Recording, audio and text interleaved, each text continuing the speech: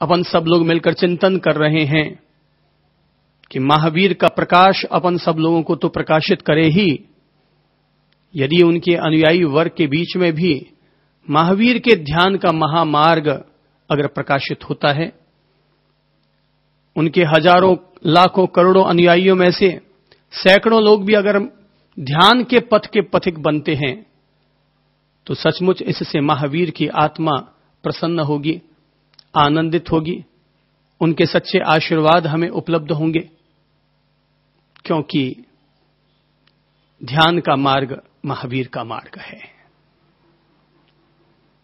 निश्चित तौर पर ध्यान का मार्ग महावीर का मार्ग है।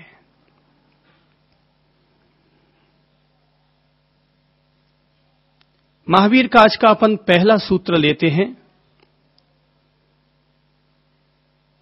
जम थिर मज्जवसाणम तम झाणम जम चलम तयम चित्तम तम हुज्ज भावना वा अणुपेहा वा अहव चिंता। महावीर कहते हैं, स्थिर अध्यवसान ही ध्यान है, अस्थिर अध्यवसान को चित्त कहा जाता है। भावना, अनुप्रेक्षा और चिंतन चित्त को स्थिर करने में सहायक है।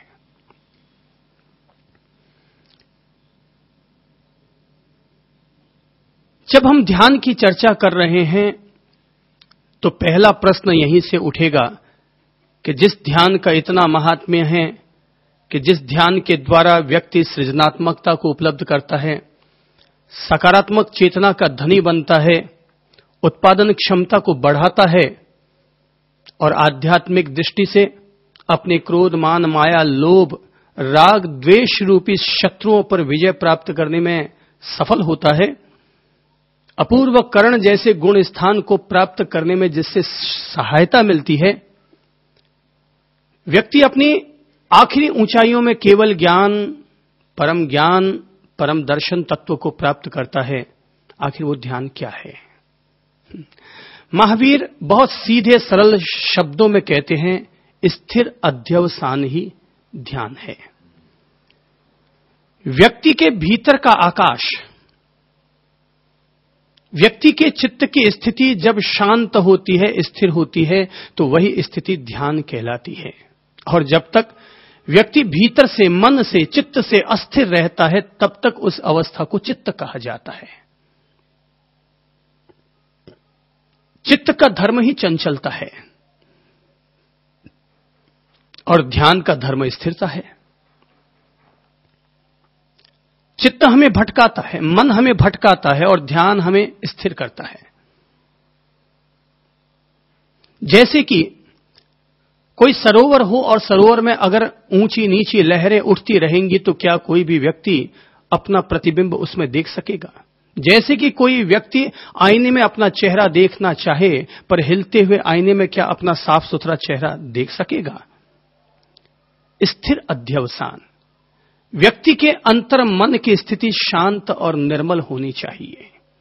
यह ध्यान की पहली आवश्यकता है।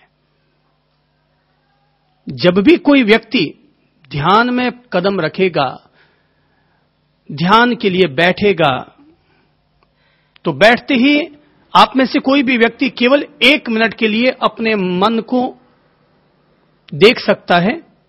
अपनी आंखें बंद करके कोई भी व्यक्ति मात्र 1 मिनट, 2 मिनट के लिए भी अपनी परीक्षा ले सकता है कि क्या 2 मिनट भी वो अपने चित्त को स्थिर और शांत करने में सफल हो पाया है। 2 मिनट भी बीत नहीं पाएगा और चित्त भटकना शुरू हो जाएगा। क्यों? क्योंकि चित्त का धर्म ही चंचलता है। जैसे शरीर की नाड़ियों में रक्त बहता है, ये उसका धर्म है, उसकी प्रकृति है, उसका स्वभाव है। जैसे कि हृदय, उसमें धड़कन चलती है, ये उसका स्वभाव है।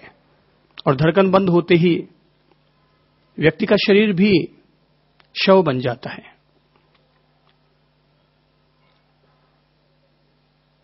तो जैसे शरीर का अपना धर्म है, वैसे ही चित्त का, मन का अपना धर्म है और उनका धर्म ही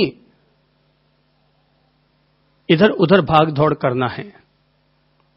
व्यक्ति अपने चित्त में स्थिरता ला सकता है, चित्त की स्थिरता के लिए ही कई तरह के साधन अपनाए जाते हैं, जिनमें से पहला सीधा सरल स्थूल साधन है और वो है दीपक की ज्योति पर अपनी आंखों को केंद्रित करना। आंखों को क्यों केंद्रित किया जाता है? इसलिए केंद्रित किया जाता है क्योंकि आंखें हमारे दिमाग की खिड़कियां हैं। आंखें हमारे दिमाग के दरवाजे हैं, इसलिए आंखों को ज्योति पर केंद्रित किया जाता है। इसे हम लोग अपनी भाषा में या चालू भाषा में हम लोग त्राटक कहते हैं। त्राटक यानी कि अपने दिमाग को, अपने चित्त को, अपने मन को, अपनी आंखों को किसी भी एक बिंदु पर केंद्रित करना। और इसका सीधा सरल साधन है दीपक की ज्योति, आरती की ज्योति। उस जलती हुई ज्योत पर अपनी आंखों को लगातार 1 मिनट से शुरुआत करते हैं, फिर धीरे धीरे उसको 2 minute, 3 minute, 5 minute, 10-10 minute, 24 minute तक, यानी पूरी 1 घड़ी तक जब हमारा पूरा त्राटक हो जाए तो आप खुद पाएंगे कि आपके चित्त में जो भटकाव थे, जो अस्थिरता थी, अब वो गायब हो गई।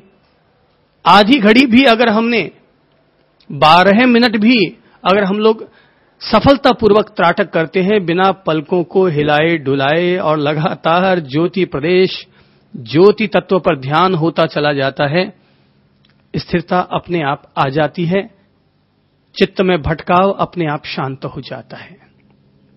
और भी तरीके हैं, जैसे कि अपने चित्त को स्थिर करने के लिए हम लोग क्रिया योग या सुदर्शन क्रिया कर सकते हैं। अर्थात सुदर्शन क्रिया या क्रिया योग में सांसों को आयाम दिया जाता है, जिसे कि प्राणायाम कहा जाता है। तो प्राणायाम ध्यान की भूमिका है। प्राणायाम करने से चित्त का भटकाव कम होता है, मिट जाता है। जो व्यक्ति पहली बार में ही ध्यान के लिए बैठ रहा है, उसे ध्यान करने की बजाय पहले प्राणायाम करना चाहिए, प्राणायाम को साधना चाहिए।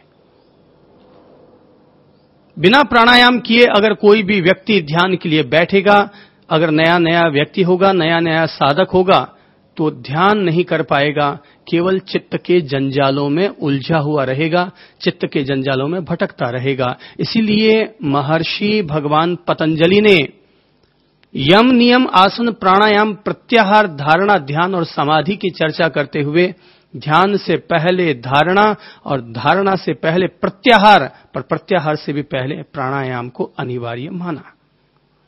योगासन हो सके तो बेहतर, पर योगासन न भी हो पाए तो प्राणायाम जरूर साथ हो।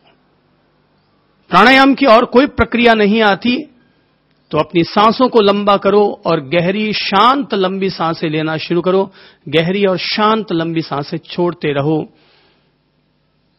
5 मिनट से इसकी शुरुआत करो, 10 मिनट से इसकी शुरुआत करो, और ज्यों ज्यों